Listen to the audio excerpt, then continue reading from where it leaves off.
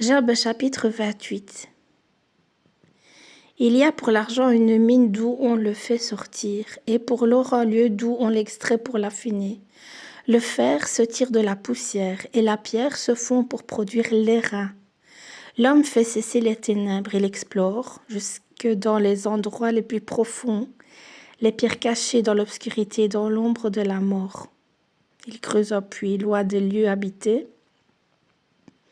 Ses pieds ne lui sont plus en aide, et il est suspendu, balancé loin des humains. La terre, doux sur le pain, est bouleversée dans ses entrailles comme par le feu. Ces pierres contiennent du saphir, et l'on y trouve de la poudre d'or.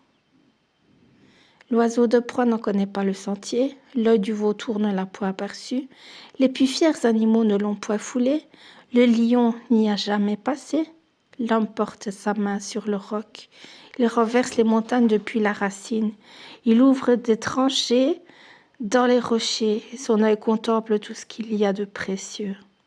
Il arrête l'écoulement des eaux, EAUX, et il produit à la lumière ce qui est caché. Mais la sagesse, où se trouve-t-elle? Où est la demeure de l'intelligence? L'homme n'en connaît point le prix. Elle ne se trouve pas dans la terre des vivants. L'abîme dit, elle n'est point en moi. Et la mer dit, elle n'est point avec moi. Elle ne se donne pas contre de l'or pur. Elle ne s'achète pas au poids de l'argent. Elle ne se pèse pas contre l'or d'Ophir, ni contre les précieux onyx, ni contre le saphir.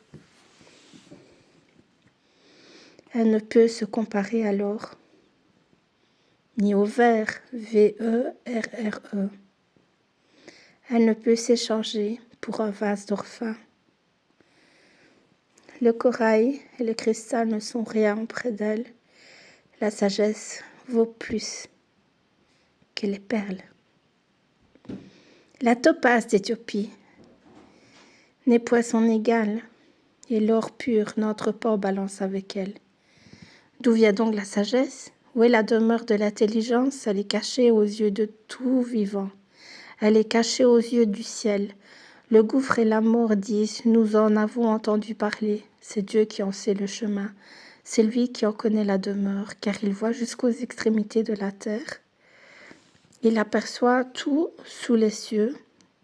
Quand il régla le poids du vent et qu'il fixa la mesure des eaux, quand il donna des lois à la pluie et qu'il traça la route de l'éclair et du tonnerre, alors il vit la sagesse et la manifesta. Il en posa les fondements et la mit à l'épreuve. Puis dit à l'homme, voici, la crainte du Seigneur, c'est la sagesse.